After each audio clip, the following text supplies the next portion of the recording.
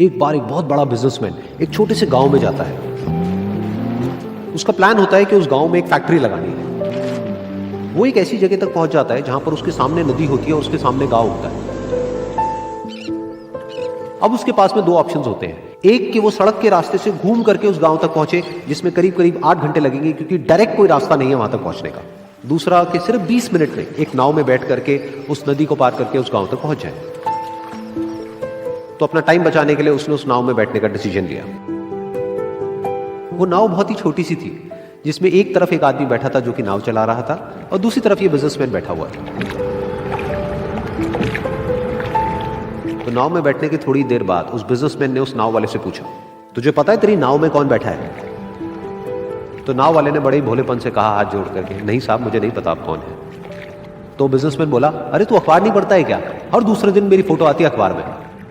तो नाव वाला बोला, अरे साहब मुझे कहाँ पढ़ना लिखना आता है, मैं बहुत छोटा सा था जब मेरे पिताजी गुजर गए थे, तो अपने परिवार का ध्यान रखने के लिए मैं बचपन से ही काम में लग गया और तभी मेरा स्कूल छूट गया। ये सुन करके उस बिजनेसमैन ने उसका मजाक उड़ाते हुए उसको कहा, तुझे पढ़ना लिखना तक नहीं आता है, ऐसी जिंदगी का क्या फायदा? ये सुन करके उस नाव वाले को बुरा तो लगा, लेकिन उसने कुछ नहीं कहा।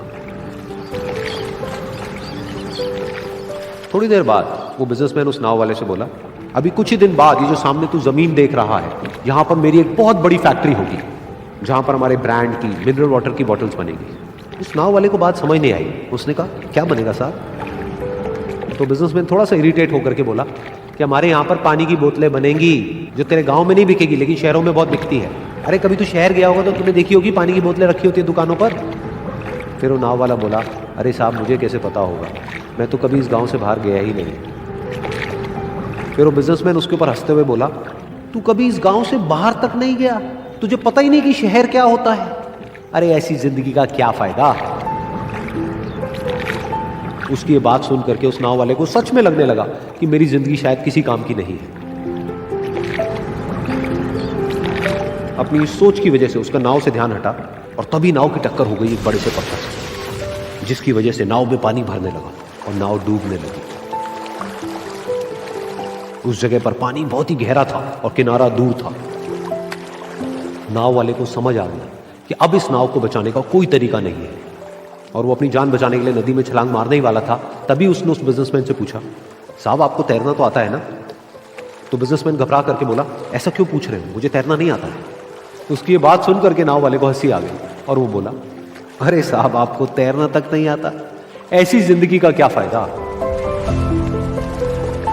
ये सुन करके उस बिजनेसमैन को अपनी गलती का एहसास हुआ और वो हाथ जोड़ करके उस नाव वाले से बोला, तुम जो कहोगे मैं तुम्हें दूंगा, बस मेरी जान बचा लो। तो उस नाव वाले ने बोला, अरे साहब आप घबराओ नहीं, मुझे सिर्फ तैरना नहीं आता है, मुझे डूबते हुए लोगों को बचाना भी आता है। आप मुझे कस के पकड़ लो, मैं आपको कुछ नहीं होने दूंगा। और फिर उस नाव वाले ने ना सिर्फ अपनी बल्कि उस बिजनेसमैन की भी जान बचाई। तो इस कहानी से हम एक बहुत बड़ी सीख ले सकते हैं कि हमें जिंदगी में कभी भी किसी का भी मजाक नहीं उड़ाना चाहिए या उसको अपने से कम नहीं समझना चाहिए, क्योंकि हमें नहीं पता कि हमें कब, कहां, कैसे, किसकी जरूरत पड़ जाए।